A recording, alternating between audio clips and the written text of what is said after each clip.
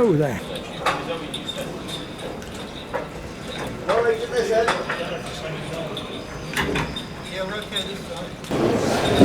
Now Bob, can you tell me what you're doing with this, please? That we can make it, get it into a position where it is taxiable. Yeah. Then we'll take the rear end off Just Jane, put this one on it, and then hopefully in the new year, Just Jane's rear fuselage will be hanging with that fixture for a restoration. Oh, so you're putting this back on? That is what we're hoping to do. Yeah. Yes, but as you can see, it needs extensive work. It does, doesn't it? It takes you a few months to get this up to any standard. Well, we've got about 6 to 7 months. Yeah. So we believe we can do it, unless we suddenly find something that's too much of a problem. So. Yeah.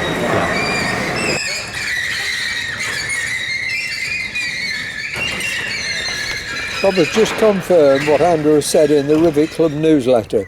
The centre hopes to start restoration work 12 months a year instead of just during the winter period.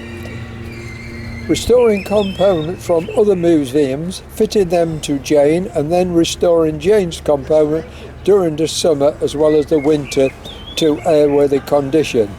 There will be a lot of work on the borrowed components before fitting them to Jane.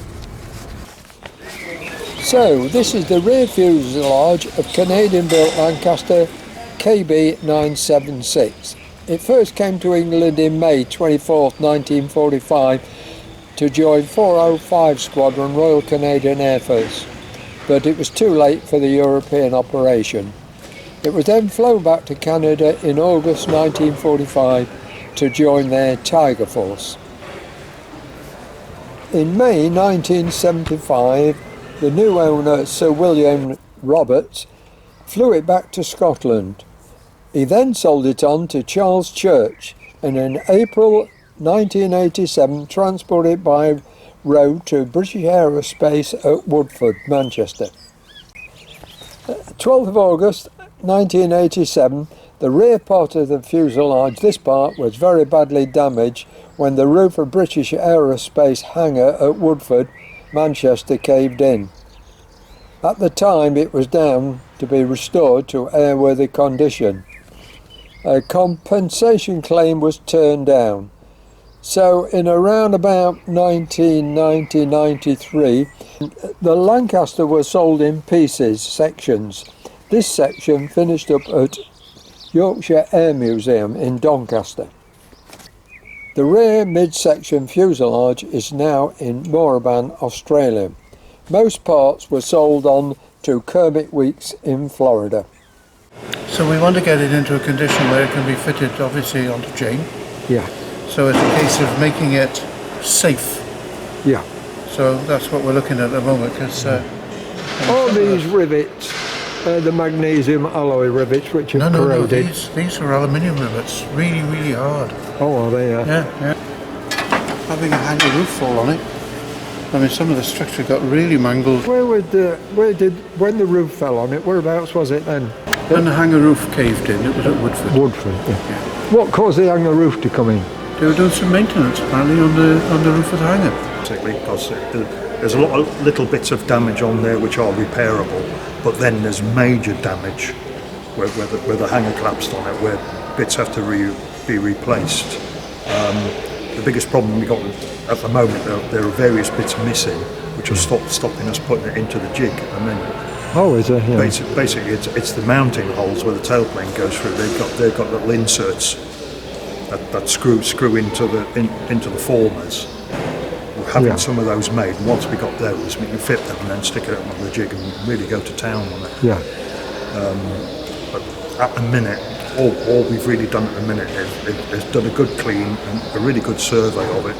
We've taken the bodge top skin off to assess how to progress the project, because we've got lots of stringers to replace. Yeah. Is there one or two formers missing, wasn't there, where the roof came in? There's one former missing,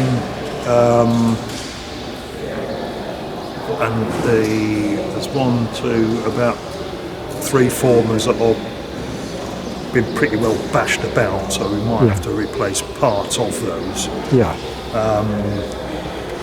Are they repairable or not? Or? Yes and no, really. Yeah.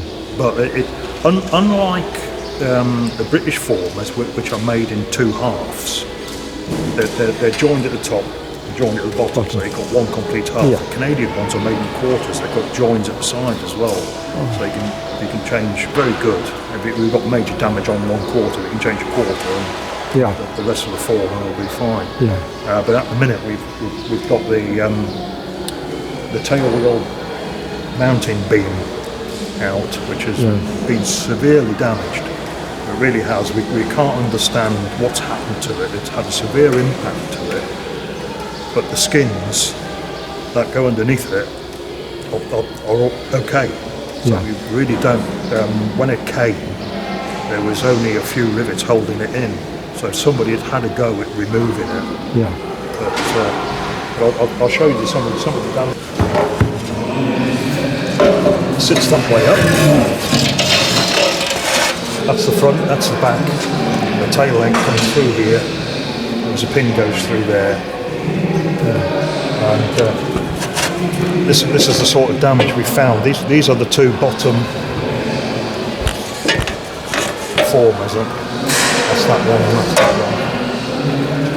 one. See the damage? Yeah.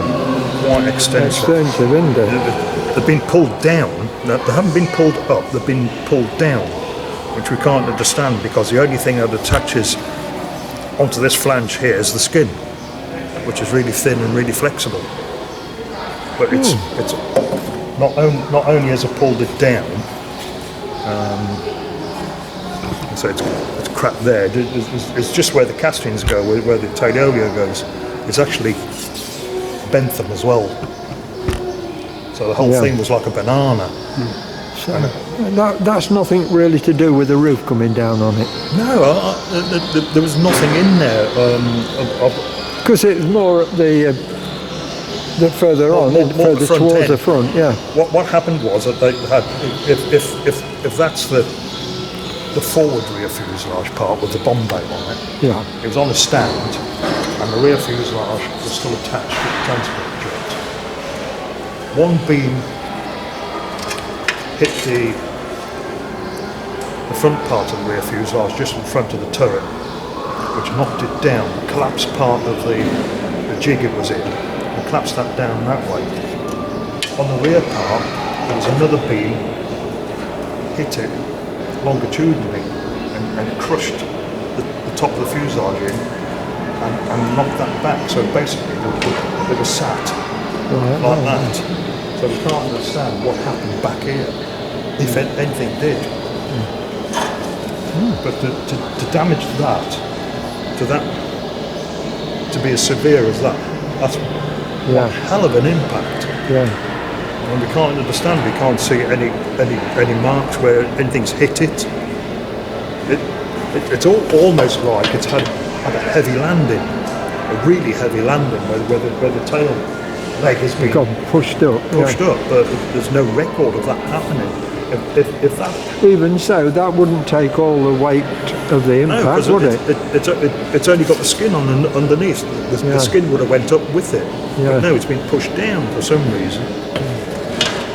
Oh, interesting. So we've got to replace those. The 2 top ones, which are also bent, or were bent,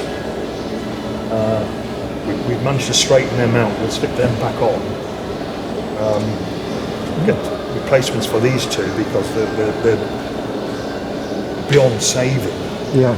But the top skin, which goes on top of here. Oh, you've cleaned these up, have you? Yeah. Yeah, that's a top angle. That's a port side which goes on there.